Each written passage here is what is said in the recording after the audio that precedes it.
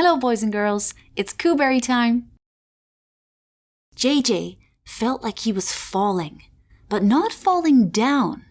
He felt like he was somehow falling through something, like water without getting wet or fire without getting burnt.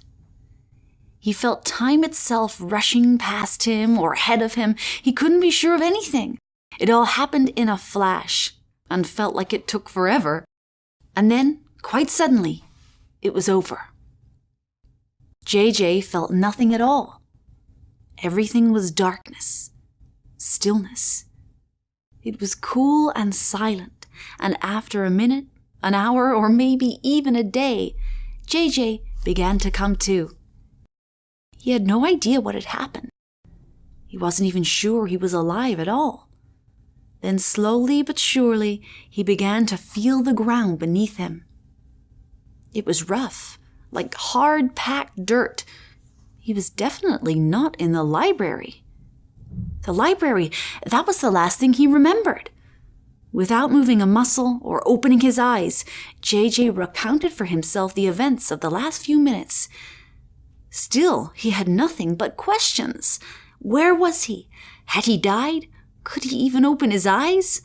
Slowly, terrified at what he might see, JJ opened his eyes. He was laying flat on his back, somewhere very dark, and at first, he saw nothing. But, like eyes adjusting to a dark bedroom, slowly, things started coming into focus. What he saw then was much more terrifying than seeing nothing at all. Looming over him stood a huge, snarling canine face. Was it another dog? JJ was too scared to be sure. Its snout was very long and pointed, the sharp teeth bared. Its reddish hair stood on end and its long tails twitched menacingly. The creature stood holding a gnarled wand inches from JJ's chest, waiting for him to make the next move. JJ's next move was to screw his eyes shut and wheel himself back into the library. He would rather spend all day in the company of Sheila the parrot than consider this snarling creature again. Wildly, he rethought the steps that had brought him here. Went to the library, found the odd book, slowed the swirling letters, read a riddle, answered it. Maybe answering the riddle was the key to transporting himself back to the library. If it brought him here, maybe it could take him back again. The letter M, he mumbled, still feeling the hard-packed dirt beneath his back. The letter M, he called out in a stronger voice. The letter M, indeed, came another voice. It was the voice of the creature looming over him, although it sounded strangely pleasant. Welcome, my dear young canine friend. JJ opened one eye and peered at the creature, which was clearly not so monstrous, even under the inspection of a single eye. He opened the other eye and sat up cautiously.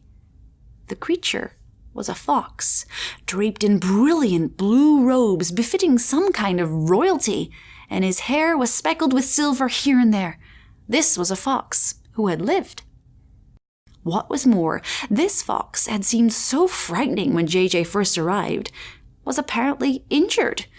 He hobbled about the den with the aid of the gnarled stick that JJ had thought was a wand. Tea?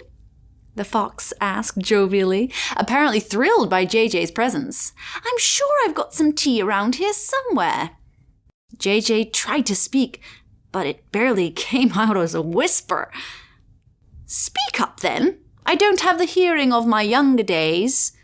The fox cocked his ears in JJ's direction. JJ cleared his throat. I thought you were going to kill me. The fox chuckled. My apologies. When one sends a magical spell into another world, one must proceed with great caution, no matter what happens next. A magical spell? JJ thought some tea might do him good.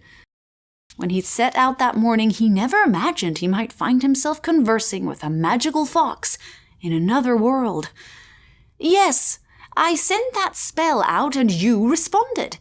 I'm ever so glad you did. And sorry to have frightened you. I just thought there was the slightest chance you were working for her, and I needed to seem as imposing as possible. But you're in no danger, at least not from me." JJ didn't feel much better. He nodded his head toward the fox's stick. "So that's not this old thing? It's a stick. Good for nothing except helping a hobbled old creature get about his den. So you're not The fox looked at him expectantly. What?" "I don't know," JJ laughed nervously. Sorcerer?" The fox let out a booming laugh that filled the den and bounced off the hard rock walls. "A sorcerer?" His laughter was infectious, and soon JJ joined in. The laughter felt good. He couldn't remember the last time he had laughed so hard, in fact. That's all for today. See you next time.